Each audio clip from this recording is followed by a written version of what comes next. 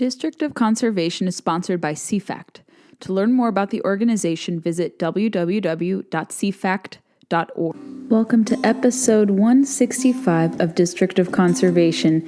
This is your host, Gabriella Hoffman. I hope you guys had a great weekend full of time outdoors, soaking in some sunshine and nature. I had a great time fishing and exploring the outdoors. Went to go morel mushroom hunting and had no success, still enjoyed time outdoors. That brings me to our guest today. We have Travis Thompson of Cast and Blast, Florida. He's one of the co-hosts of that podcast and a Florida waterfall and fishing guide too. And Travis is a return guest. He previously came on to share a story, but I wanted him to come on the podcast since we didn't get time to record when I was down in Florida. Travis was really instrumental in connecting me to a lot of these different stakeholders for the different Everglades pieces I've been working on, and I'm grateful to him. And we talked about Piney Point, what is happening in Tampa Bay, water quality issues, and he sounded off on a recent victory he had for sportsmen and women relating to an issue down there about access. So we talk a great deal of different topics, and I want to reintroduce my audience to Travis Thompson. So here is our chat with Travis Thompson. Travis, thanks so much for coming back on the podcast. Always glad to be on District of Conservation. Like one of my podcasts that I listen to on a regular basis. You're very sweet. Thank you. I listen to your guys' too. It's always fun. I think you were our first guest we ever had on our podcast like 3 or 4 years ago. So yeah, we go way back. Yeah, we go way back. And a wonderful friendship has bloomed since that time. And we got to catch up actually on my birthday a few weeks ago, and that was a lot of fun. I was sad you couldn't join us for some of the festivities, but when you promised me that I would be shown like a place unimaginable to kind of like the human eye when it came to conservation and just the work and different activities happening and just the ecosystem in the Everglades, you and Mike were very, very on cue for what I was in store for. It was amazing, and I learned so much. It's a truly special place. You saw a sliver of it, which is what's crazy is like how big it is and how expansive it is. And I actually just finished a few minutes ago listening to your part 2 on Florida from last week with Nyla and Miss Betty Osceola. And then I also listened to the podcast you did with my good friends, Matt Pierce and Brad Ferris, the ranchers that do such a good job down there. It's a beautiful place though. Yeah, Madison and I, who you got to meet at dinner, we had a blast. She's like, I want to go back. Those cowboys and everyone in all these gladesmen were so nice. And she had no idea, being a Floridian, that existed. Yeah, that's the thing about Florida, though, is, and I spend more time in more places around Florida. So someone like our friend Mike, we keep talking about it, Mike Elfenbein is his name. And I call him kind of one of the guardians of the Glades. He's a sportsman, a hunter, a fisherman, multi-generational Floridian, like most of the people in this conversation are. And but Mike focuses a lot on the South Florida stuff, and I move around the state. And so it's weird. It's kind of interesting to see it from Madison's perspective because she also lives in a beautiful part of the world.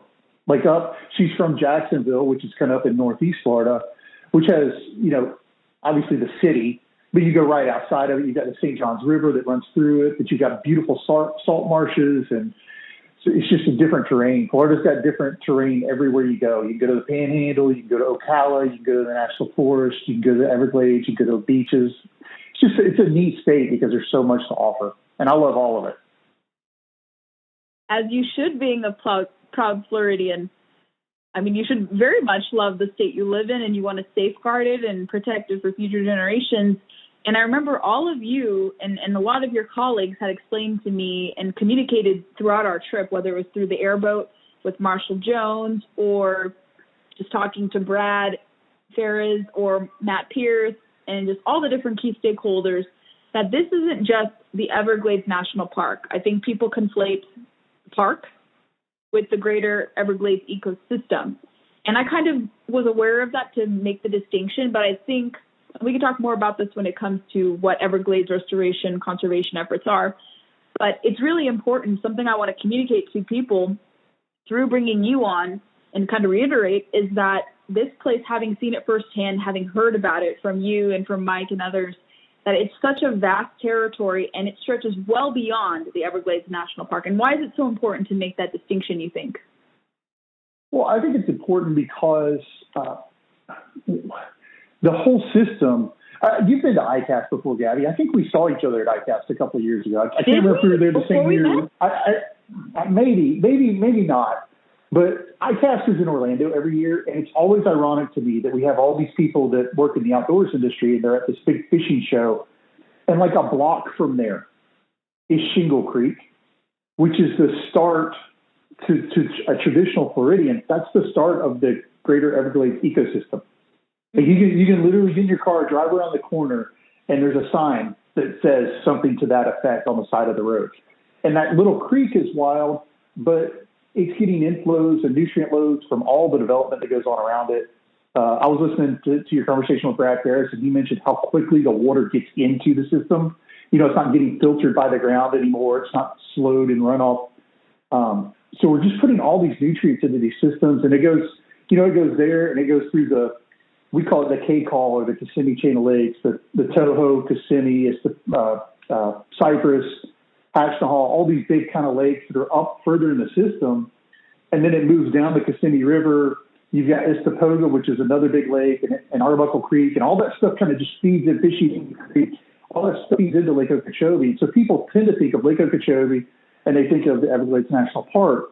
But really, this whole system is interconnected basically from the Orange County Convention Center to the bottom of the state. And if you get too wrapped around, that's part of the reason I don't really love the term the Everglades, even though I get it. Like I grew up in Florida, I love the Everglades. I don't want that to come across wrong. But the whole thing is the Everglades. It's not just isolated to where you pay your fees to get into the park. It's this whole system, and it's a beautiful, wild, special place. You know, we tell people all the time, you don't see Florida when you come to Disney World and Harry Potter World and SeaWorld. And I've been to all those with my kids and stuff. I'm not knocking them. But the special part of Florida is when you get, as Brad has named his podcast, when you get between the beaches, when you get into the palmettos and the woods and the ridge lines and the sandy soils, and it's just a special place. That whole Kissimmee River Valley.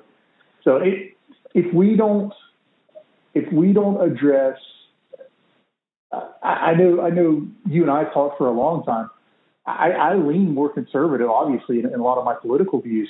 But if we don't address growth in our state in some kind of a smart way, a managed way, we're going to continue to outkick what our system can handle.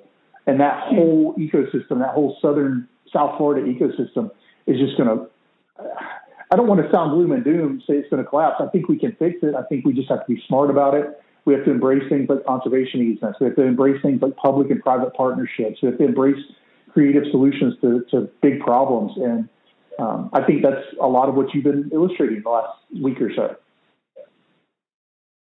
It's a very complex situation. I mean, I know there are remedies to address, obviously, the water quality issues.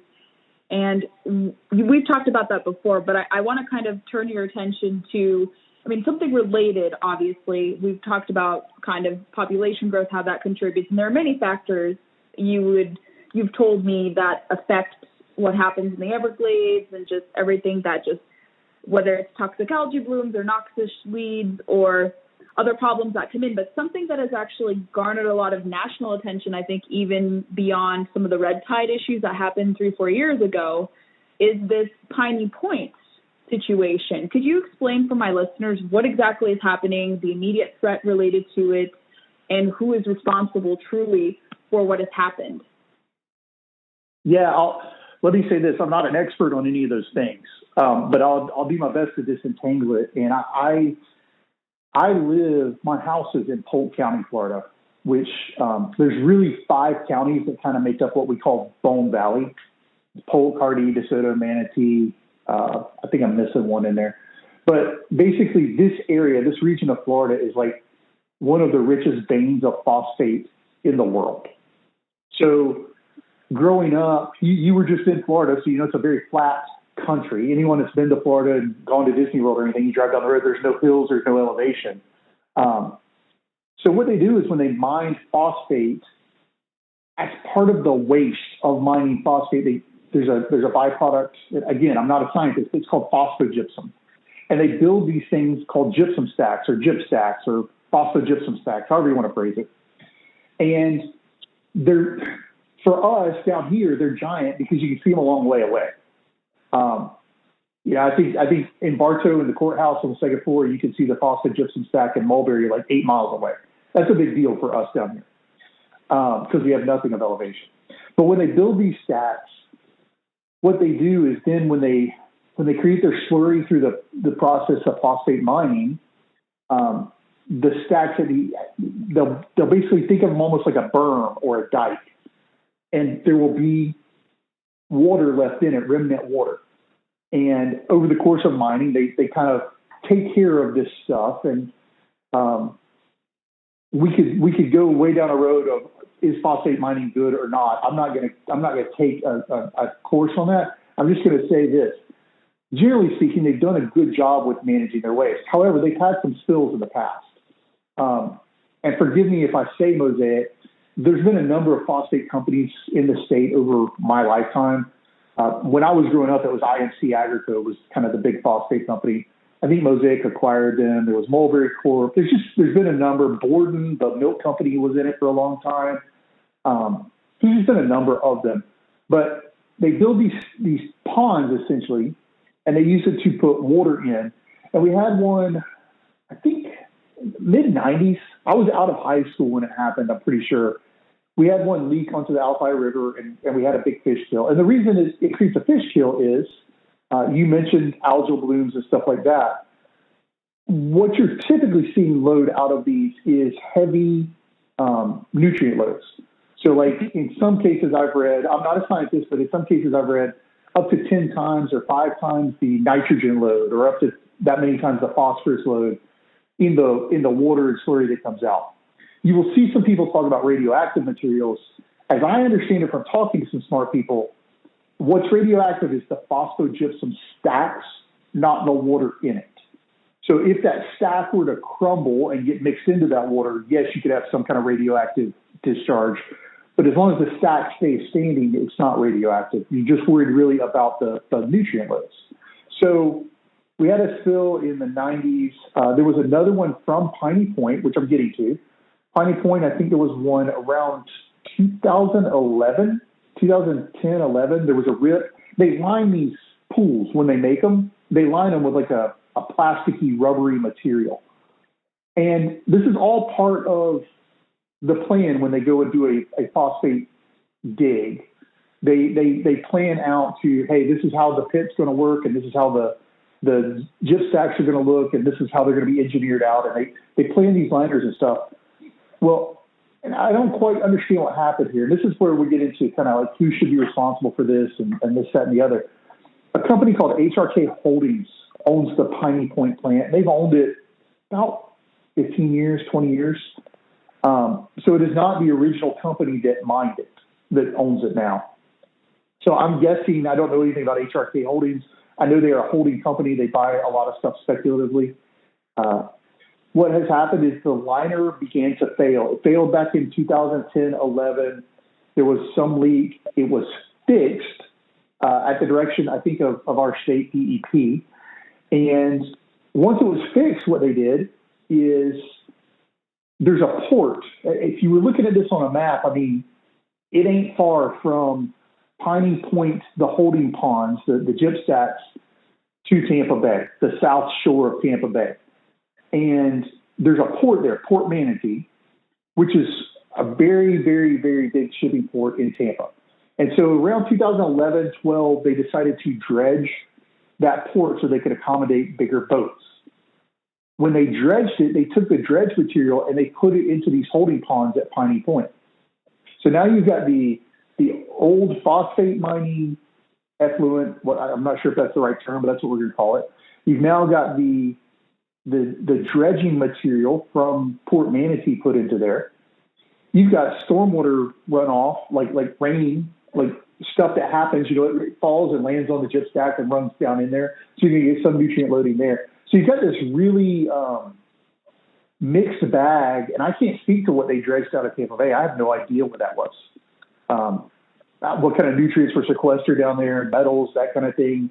You'd need somebody way smarter than me to talk about it. But you basically put all this stuff into a stack that is this tall thing that holds, I think it's 700 or 800 million gallons of water. Oh. In like a 30 or 40 acre size lot. So I'm reading right now, it's a 70-foot stack. That's how tall the stacks are. So this is not a giant expansive thing. It's a small, tall thing with a heavy volume of water. So I think we are out of the weeds now on public safety. But at one point in the last week, Governor DeSantis was talking about the concern if those gypsum stacks failed. DEP, Manatee County, they were talking about a 20-foot wall of water going through people's houses. Like they were evacuating jails. They were evacuating homes. They literally were getting people out of there for fear of loss of home and life. So it's a very serious thing. It's a very tenuous thing. Obviously, it's a thing that we would not want on the landscape, but this is not a new thing. It's been around a long, long time. So not sure I answered your question, but I tried to give as much background on that as I could to be as clear as I could.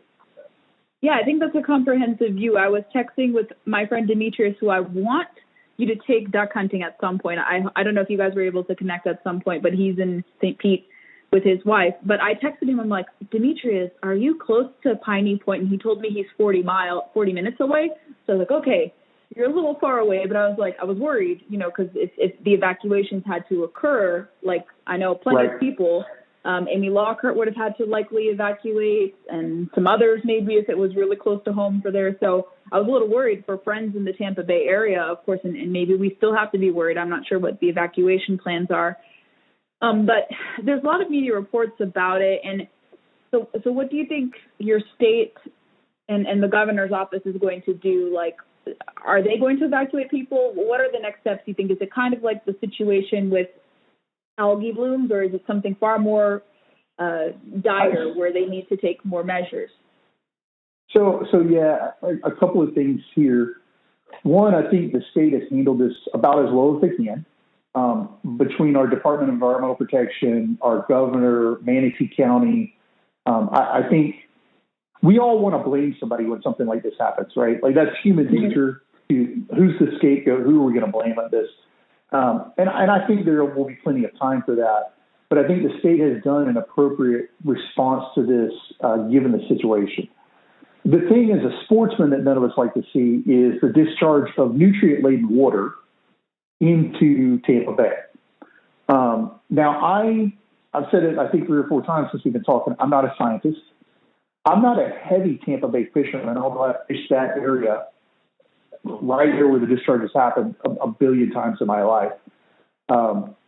You're looking at something where I think we don't know what we don't know, and we won't know for a while.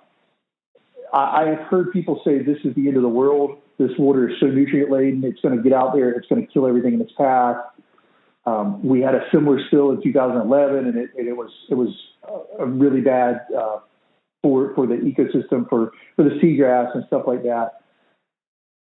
I buy that. I think, yeah, that's a valid position. And I've seen a lot of groups, CCA Florida, Tampa Bay Waterkeeper, seen a lot of groups really monitoring that situation closely, keeping an eye on that, documenting it, seeing what happens. I think the other side of that is you could listen to some scientists that would say where this is located is closer to the mouth of Tampa Bay. Like it's on the south shore is what we call it, but it's really not far from the Skyway on the south side of Tampa. And with tidal flush and everything else, you may see enough kind of disbursement of the water and of the nutrient load to where you don't see as many negative effects. I don't think we know what we know right now. I'm talking to guys over there that are catching fish right now. Like we're at the time we're recording this, it's been draining, over a week, I think. And there's guys that are still fishing that area and catching fish. So don't believe it's the end of the world. I think it's a bad thing. I think it's a thing everyone wishes we did not have to do. And I think to really answer your question, I think the governor, the legislator, the rule makers are going to take a hard look at how we got to this situation. And I don't know that in Piney Point they can disentangle it, because the original mine owner doesn't own it. So the phosphate industry went away from there. This holding company bought it. They bought it really to hold the dredge material from Port Manatee. So who's responsible for that? I would think the holding company is. Again, I'm not a legal authority or anything else. But then you get into, well, they've declared bankruptcy and kind of been operating in that realm for quite some time. So what are we going to do? Put them out of business, and then the state's going to have to run this thing that's kind of a mess of a thing anyway. I'm really not sure. I'm very interested to watch this out, because you pay attention to social media like I do and like you do. Everyone is, the sky is falling, very upset. I don't think that's the right approach. I think we need to apply pressure to our lawmakers. We don't like this. We don't find it acceptable. How can we prevent it from happening ever again? I think that's the right take on this. Taking a balanced approach is always good, of course. I think alarmism is never helpful. Obviously, it's a concern, not downplaying the situation at all. But yeah, it would be good to know information. I mean, outsiders like myself, like, I'm not going to scream through the rooftops. Like, I can't really do anything being from Virginia. It would look funny, for one. And two, I don't know what information is coming out from the experts. So I want to wait to see what exactly happens before I share anything concrete about the situation. I think it's important to address, but I think I want to let things play out. I want to know if it's really as dire as it's being reported, and I want to see, and I think Governor DeSantis is probably well equipped to handle the situation. So I think they're very seriously taking a look at it to see what to do. And hopefully, yeah, all the answers to the different looming questions are answered. This is one of those situations where it's easy to play armchair quarterback. And again, this is a thing that we've had leaks from before. This is a thing that we put terrible stuff into from the dredging material. This is a thing that's been kind of in limbo for 20 years. So it's really easy for us to say, oh my gosh, DEP screwed up. Well, yeah, but the guys that work at DEP today probably weren't even in college when it came onto the landscape. So I try to take a pragmatic and measured approach to this conversation. Yes, we need to get it right. Yes, we need to fix it. Yes, I don't like nutrient-laden waters dumped into anything. Obviously, you've heard me talk about that. I sit on the invasive plant committee for the state. Like, I'm very involved in that discussion, and nutrients are kind of the bane of that existence. But nutrients do exist in nature too. I just think we have to be careful, take a pause, not the end of the world. And I will tell any of your listeners coming to Florida, reach out to your guides if you want to book a trip. Like I said, I don't guide in that area, but I know a lot of guys that do, and they're freaking out a little bit now because with the media coverage, it's shutting their business down and they're catching fish. So it's a little bit of a frustrating situation. Who knows what the summer will hold? Red tide is not unheard of in the summer in Florida anyway. Nutrients will exacerbate that, but we're not there yet. So let's not call this the end of the world until it's the end of the world. How about that? Let's talk about a sportsman victory that you recently had. Can you explain to my listeners what exactly that was? Which one are you talking about? The one where you had help from NSSF and some of the others? Oh, absolutely. And actually, Gabby, you were kind of the unsung hero on that whole situation because you have so many connections. I texted Gabby, and like the next day I had phone calls from National Shooting Sports Foundation and with our mutual friend Trevor Santos and John Culfisher with Congressional Sportsmen's Foundation, Cyrus Berry with Safari Club, and just John Devney with Delta Waterfowl. So many people that I've heard their voices on your show, and then or seen you talk to, and then next thing you know, they're helping us out with the thing. But yeah, what we had is, I won't get way in the weeds on it. If you want to dig into it, you can message me or Go check out Casa Blast, Florida. We've talked about it a number of times on there. But I'll link there. It's a thing called it's called a restricted hunting area. And really what this is about is, and this is Travis's perspective. I'm going to give you my opinion, and that's the only opinion you'll hear. But it's about kind of coexistence of hunting and development. And in Florida, we don't have agriculture for waterfowl hunting like a lot of states do. Like, you can't go to a cornfield because we don't have corn. You can't go to a rice field. We don't have rice. Like, our agriculture is cattle and it's citrus. So that doesn't hold waterfowl the way that some of like the other states where you think of duck hunting happens. Our duck hunting all happens on the lakes. If you've ever flown into Florida, you know there's a bajillion of them. Well, everyone that moves to Florida, 1,000 people a day, wants to live on those lakes. And so we're running into conflicts with hunters and homeowners. And what we've seen is more and more over time, a push politically for our agency. I'm not saying the agency is pushing, I'm saying there's been a political push for our agency, FWC, who I think highly of, to move towards making concessions for homeowners, regardless of where they develop those homes. Now, FWC has no jurisdiction over where development happens. And as duck hunters, we're concerned about this because we see almost every shoreline getting built out. And if that happens, I know that recently you talked about R3 with a number of people after the Meat Eater article. We did too. This is a concerning entry point because it's an easy entry in Florida because water's everywhere. So everybody has a boat of some sort or a kayak. Duck hunting's a lot easier to enter than maybe deer hunting is, where you got to go get a quota draw or something. And so for me, it becomes a concern from a hunter standpoint and from a hunter representation standpoint if we're doing anything to limit where that access is based on development. So my statement has been, Florida has these great rules that the gun lobby helped create. It's Florida Statute 790. And it basically says you can shoot a gun anywhere as long as you don't shoot anything you're not supposed to. I'm paraphrasing. It's written much more legalese than that. But I can go into my backyard in a subdivision as long as I can safely discharge my firearm. Say I can shoot it safely into the ground or whatever. I'm allowed to do that legally by state law. And so this rule that was proposed by FWC kind of stepped all over that and gave some more power to the homeowners and allowed a buffer zone created, which there's buffers in all the other states, spatial separation in all the other states.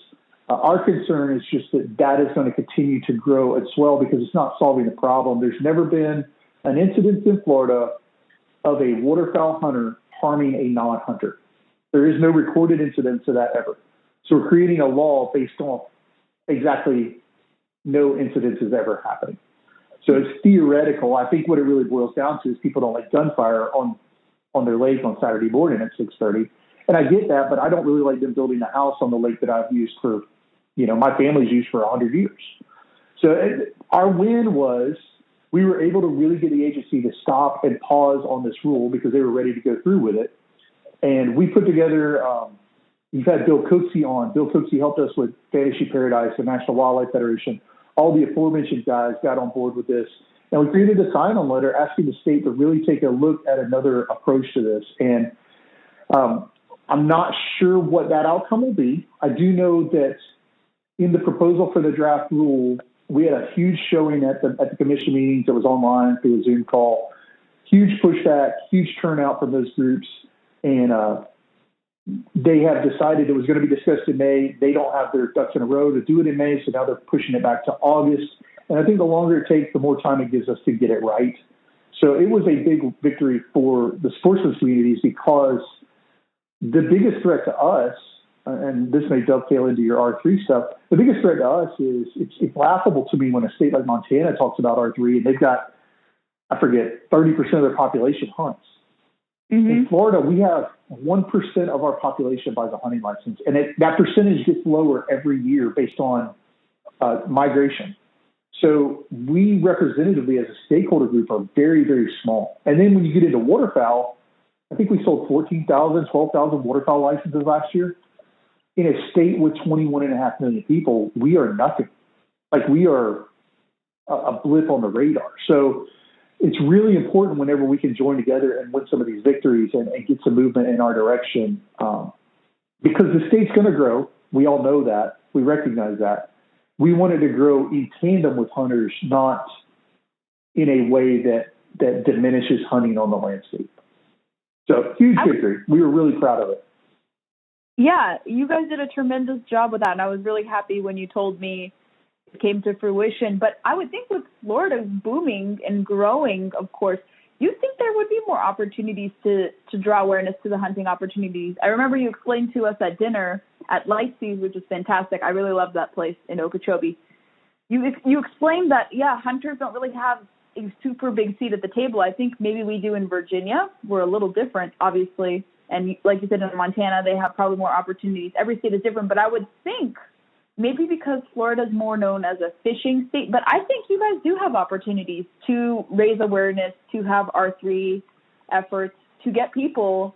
I would think a lot of the transplants moving do enjoy some sort of hunting and fishing, but maybe I'm not familiar entirely with who's moving to the state.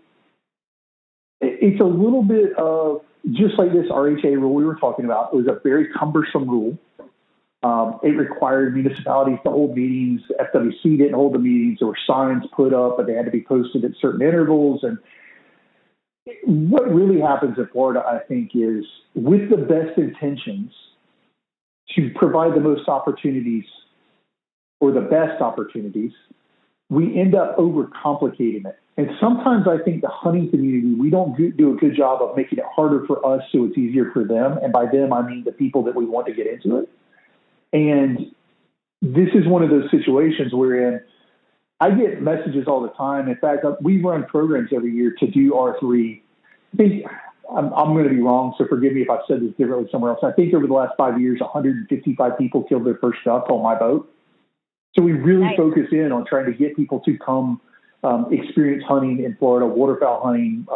We have some different species we're able to hunt and stuff too. But it's the number one thing I hear people say when they get out there is like, oh my gosh, this is so much fun. I was just so worried about doing something illegal. I was so fearful of doing something illegal and not knowing where I could or couldn't hunt, not knowing what I could or couldn't shoot. And when you think about it really in perspective, particularly from waterfowl, where you got, in Florida, I think we have 25 species you could kill of waterfowl in a year. That's not counting your coots and your rails and stuff. Yeah, that's intimidating for a newcomer because they're worried they don't know how many of what they can kill. And yeah, there's books out there, there's data out there, but you got to really, really, really want to go after to get that. And a lot of us grew up in families where we were blessed to have somebody that took us out there, an uncle, a dad, a grandfather, whatever. And unfortunately, that's kind of dying out, I hate to say. So we've got to be better and more intentional and more inviting about our outdoors and our wild Florida, because particularly to, I would think, your audience, a lot of folks out of state, when they think of Florida, they think Disney World, they think the beach, they think SeaWorld. And for us in Florida, our multi-generational Floridians and folks that really care about the wild places, we need more people sitting at the table with us saying, yeah, this is important. Being able to go quail hunting, being able to go dove hunting, being able to snipe hunt, which is it's a little bird. I know it's a joke in a lot of the country, but I think Florida kills more snipe than any other state in the country. It's a very unique place that takes a little bit of a lift to get into. But once you get into it, it's not really that hard. I'd almost equate it to flats fishing. Used to, no one knew how to flats fish. And Florida Sportsman kind of helped normalize that, and CCA Florida kind of helped normalize that. And now everybody has a boat, and everybody can go catch snook and trout and reds. Used to, that wasn't the way. And I think we need to normalize hunting a little bit more in our state to get more people into the woods. And the other thing I think we do a bad job of is we tend to only talk about big game. So in Florida, for us, that's hogs and that's deer. And those are really the most limited opportunities when you think about it. It's way easier to take someone to go shoot wood ducks on a Saturday morning than it is for me to get a quota permit, take them into public land, teach them how to do this. Like, the mentoring process is much, much heavier on a deer hunt than it is on a duck hunt. So we just got to be creative about how we do it. But we have a lot of public land in Florida. I think 30% of the state is public land. Don't hold me to that number, but that's close. But we only have hunting access on like 7% of that. So we have a lot of great habitat that we don't have access to hunt on, or we have very limited opportunity to hunt on, which is a thing that I think more sportsmen at the table could influence and change in a positive way. Maybe some of the filmmakers and creatives have to focus their efforts on Florida's hunting opportunities. If I had the capacity to do it, and maybe there's a way that we can do hunting together in the future for your charter, because I would love to do like a duck hunt in Florida. It's probably very similar to kind of the swamp duck hunting, coastal duck hunting we have in Virginia, Carolina. I have no doubt there's a lot of similarities because you're dealing with salt water more so, or brackish water, I would say. And I wish people would go to Florida to do that, because all the programming, people know about Florida fishing, and that's great. And there are a lot of people who fish in Florida, and it's going to continue. But maybe the people who have the power for imagery and messaging can go to Florida, highlight the different places. So many people go to Florida for Osceola turkey. That's something I certainly see among people. So there is a draw, obviously, with that. But maybe people need to concentrate their efforts on actually showcasing it more, even beyond the Osceola, I think. And there's a way to do it. I think there's great marketing campaigns that can happen independent of the FCW, or maybe through sportsmen like yourself. But don't lose hope. I think you guys could have more people take an interest and hopefully get a bigger seat at the table and get more access too. Yeah, I hope so too. I don't know if you've heard about the toll roads that went through, but last year, 2 years ago, there was a big push to build these toll roads all the way up the state. And I didn't like it. I drove through them. Yeah, well, I didn't like the proposal. No, these haven't been built, but I didn't like this proposal. It was a $10 billion proposal to build toll roads basically from Naples to Georgia. And the state of Georgia's DOT said, we have no idea what you're talking about. Like, you're going to end a road in the middle of nowhere. So it's called the Road to Nowhere. It's kind of the nickname it got. And I spoke against it, actually, even though I'm not, again, anti-growth. I just did not think it was. Our infrastructure is failing in so many places. You talked with Nyla some about sewage. You've been down here and see, like, our infrastructure just has so many problems. I would rather us take care of some of the stuff we've got to fix before adding a new problem to the mix. But on that toll road bill, Senator Galvano proposed that. He was the president of the Senate, the outgoing president. And they built these commissions to kind of study it. And so I think roughly there were 130, 150 people appointed to it. And they were just basically stakeholder groups. They were mayors of municipalities or county commissioners but in all those groups, there was not a single sportsman's group sitting at the table. Whereas we had Audubon, we had Everglades Trust, we had Sierra Club, we had lots of environmental groups sitting at the table, but we did not have a sportsman's group represented there. And that really ticked me off, because it's like you've used our funding for so long. If you went back historically, you've talked about it before, you went back historically, a lot of conservation was built on the back of sportsmen, when sportsmen were the only one that wanted to show up and care about it. And I'm not marginalizing John Muir in that conversation. I'm just saying, you went back to the Roosevelt, the Grinnells, historically, Aldo Leopold was a hunter. If you go into that detail, it's like you used us to get where we are today, and now you don't need us anymore, so you're going to not let us sit at the table. And I'm not okay with that. That's not a cool move. And I was not cool with that coming down from the legislature that way. Really bothered me deep in my core as a sportsman. We have a lot of folks in Florida, and some of them, like I said, are not in office anymore. We have a lot of folks in Florida that portend to be sportsmen. Would have been nice to see them try to get someone with that voice at that table, and we were definitely excluded from that conversation. That's unfortunate. Yeah, toll roads can be a hit or a miss. I drove from, where was it, Jupiter to Yeehaw Junction, and the tolls were not working, so I had to be billed. I had cash, and I went the correct way, but no, something was funky in Florida with the tolls. Like, it was great to drive, but, like, I don't think a state should be peppered with toll roads. With so much natural beauty, it was just nice to drive the back roads for much of my journey from Orlando to Okeechobee, and even to Jupiter. Like, just taking the already existing freeways, I think that's enough. You can repair that existing road, repave it, whatever, retrofit it more sustainably, however you need to do it. Just use existing roads and don't build upon more, because I think that would look kind of ugly from Naples to Georgia. Like, yeah, I don't know how that would be perceived. But yeah, hopefully you guys will demand more at the table and maybe use the existing caucus you guys have among the different kind of decentralized groups, and maybe petition Tallahassee lawmakers to care and have your perspective heard on these timely and important issues. But Travis, is there anything else you want to add before I let you go? No, Gabby, I appreciate so much all you've been doing. We've joked for years now that you ultimately want to end up in Florida one day, and I'm so happy I'm so happy. I know you've been here before several times, but I'm so happy you got to see a different side of it. On your last visit, I was so happy I got to see you and celebrate your birthday at Lightsey. But I'm also really happy with all the content you've been producing around our state. Like, it's super exciting to see the ranchers and see the tribes and see someone like Nyla, who's so involved in the water quality discussion.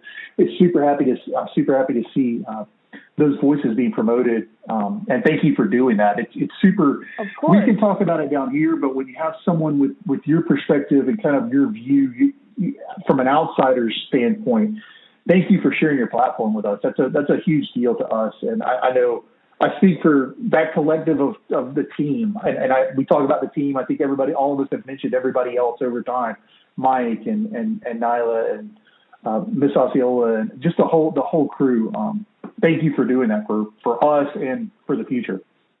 It was an honor. And I still have some photos I have to share. There's so many more photos. But we got most of the video out there, and it was an honor. And I always try to keep an open mind, and I'm more sympathetic to documenting things that don't necessarily get the coverage they deserve, or maybe it's too complex for people to understand, or maybe it doesn't fit a certain narrative. But I think in line with obviously wanting people to critically think and to go beyond the pale and learn more beyond the subject, I was very happy to portrayed in the way that we did through the podcast, through the video. We still have the aquaculture video to still come out, of course. We wanted to split it up a little bit, but with the content we were able to procure, it was just so incredible. And I still look back on that week there and have fond memories, even as recent as it was, but it's such a magical place. And you're right, you and some of the other stakeholders that we got to interact with, the aforementioned Nyla, Betty Osceola, Marshall, Mike, Nick, all these other different individuals, Matt, Brad, all of them, they always say you have to experience, all of you have said you have to experience a place to truly understand it, especially with the Everglades, just seeing how it changes even as you go however many yards into it, deeper into the Everglades. We saw sawgrass, we saw these different plants. And I'm like, I didn't think it could have so many different tiers and levels of plants, like water hyacinths, and then these fuzzy looking, I forget what they're called off the top of my head, but all these different fuzzy looking type of plants, prehistoric looking plants, and then your typical. Yeah, there's two types. It's two types of cypress trees down there, and it's a unique place. I'll tell you this. I will leave you with this. How about this? This is a great little anecdote that I love. Florida leads the country in coffins exported. And the reason I love this, and I got this from a friend of mine, Chad Crawford, who hosts a TV show called How to Do Florida. He told me this story. But I love this anecdote. It's because people move here, but when you die, you kind of want to be buried where your home is. And one of the things that I think every person that you just named, Brad and Mike and Matt Pierce and Nyla, those people all love this place. I say we love this dirt. We love this water. This is our dirt, and we want people to come here. We're happy when people want to move here. Nyla's not from Florida. She's from Washington State. But she loves this dirt as part of her own. And I wish we didn't lead the country in coffins exported. I wish people they loved it so much here. They didn't just come for our sunshine and our no state income tax. They fell in love with it and wanted to be this was their home. This was their place where they felt like their bones needed to rest. That's a powerful thought to me. And I feel like that's how we have to kind of change our mindset in Florida. It's where it's not just a stop before you're done. It's actually home. It's regenerative. Your presence. Exactly. There. I like that. That's, as morbid as that sounds, it is interesting. And yeah, I noticed that with a lot of people true. Yeah, they don't want, if they live in Florida, they are buried somewhere else. I think Rush Limbaugh was buried in his native state of Missouri. Interestingly enough, not because he didn't like Florida, but maybe there's obviously an attachment to being buried in Missouri. His family is probably buried there. So, yeah, I get it, and I respect it. But this is our home. This is where my ashes will be spread, is around this state. It'll be spread in Lake Okeechobee and in Lake Kissimmee and in Charlotte Harbor, and this is where I'll be forever. I just want you to love it the way I love it if you want to come be a part of it. I don't think that's a difficult ask. I think many people, once they get acclimated to Florida, they can. And if I were to make that step one day, I certainly would, because I've acclimated to Virginia from California. I've been here for so long, people think I'm from Virginia now because I've become so well adjusted to the state. I'm not changing what Virginia is. I'm trying to make it better, but I'm not trying to change Virginia for what it was known to be, kind of a pro-business, welcoming place. It's a sportsman's paradise, too, one of the oldest places in the country for hunting and fishing, obviously. Lots of vested traditions here. But I think that's what some people, transplants, fail to grasp. And obviously there's a political conversation behind that. But I think even when it comes to the heritage, outdoor heritage, I think, that's hopefully something people can take away from hearing your thoughts on this. And anytime they go into a place, you go there to learn, to really have an open mind, not to impose your views. I also think we've talked about this before, too. So many people stick their nose into other states' affairs without knowing exactly what goes on.